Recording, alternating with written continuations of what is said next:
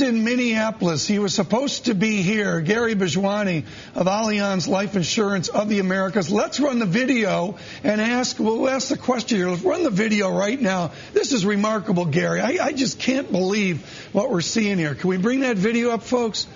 Of the Minnesota dorm. There it is. They're working. They're doing snow. Here we go. And I guess that's the ending of it when it's down there. Okay, Gary Bhojwani with the Allianz Capital. Good morning. And Gary, I just got to first. Did Allianz insure the dome of the Minneapolis arena? I don't think so. The company I'm responsible for is a life insurance company, and there was no loss of life, so we're thrilled about that. Let's talk about that's true. That's very true and also very serious. When you look at the life insurance business now, and annuities in particular, people are starved for yield. They go to insurance contracts. What's the biggest mistake you see people doing right now in the purchase of annuities? What do they need to get right that they get wrong each and every day?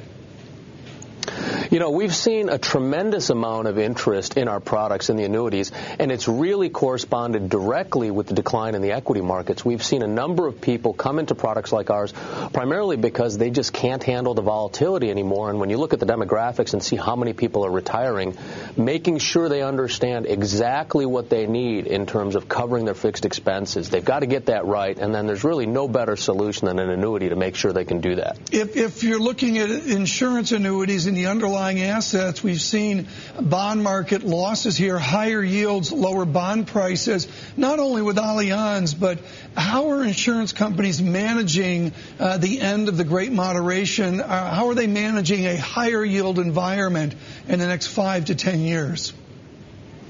Our investment folks have really had to have their work cut out for them. And when we talk to our consumers, what we really see they're looking for is that safety and predictability. We conducted a survey recently, and it was fascinating to see that the vast majority of people who responded to the survey would prefer a 4% guaranteed rate of return as opposed to something that might offer them as much as 8% where their principal's at risk. We've really seen a shift in terms of what people are looking for, and it's been a fabulous opportunity for us. I mean, Gary, you've been doing this for years. You've been in property and casualty years ago with other employment. Now you're in the life insurance space. When everybody piles onto the trade, you've got to know in retirement planning it's over. So everybody's in bonds and they're in the cash flow predictability of annuities. Does that tell you top of the market within this? Should we be looking at equities now? I don't think so. I think that equity should always play a portion of people's portfolio. But if we look in the aggregate, particularly when people are approaching retirement, and again, remember our demographics, the first front end of our boomers are just turning 65 next year.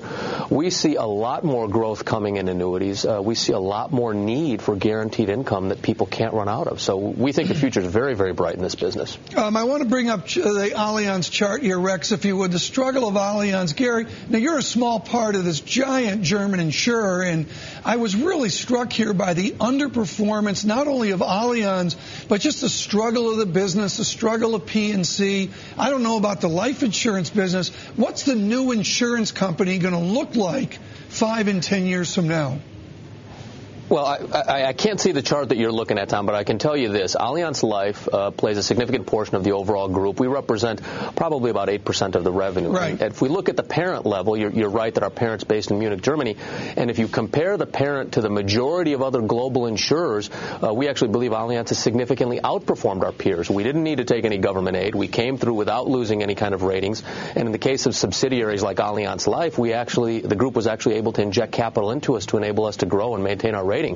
So relative to the other goings-on in the insurance marketplace, Allianz has actually done extremely well. That's a great defense of this. I like that a lot, this idea of defending them on a relative basis.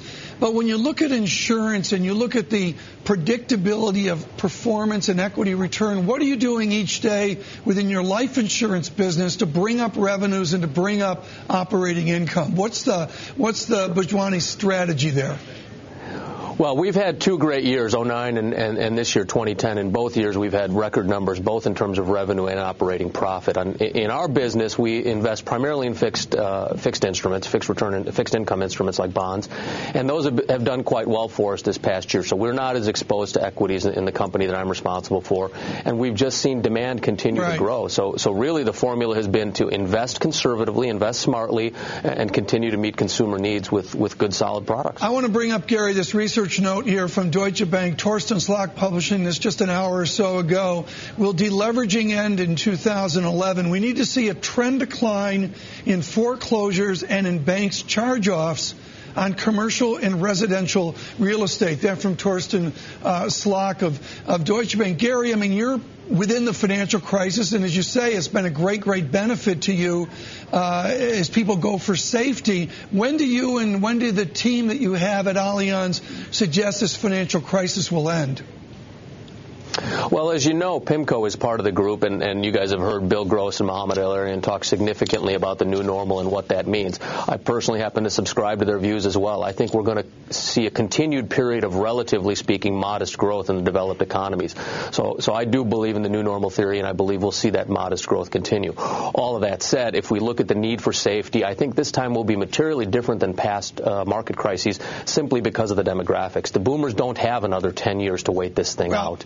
They have to behave differently, and that's where we think our products will make the difference. And I'm glad you mentioned Bill and Mohammed. You're owned by the same entities, PIMCO owned by Allianz as well as you are. I'm curious, is there a friendly competition here between you and the folks in warmer Newport Beach?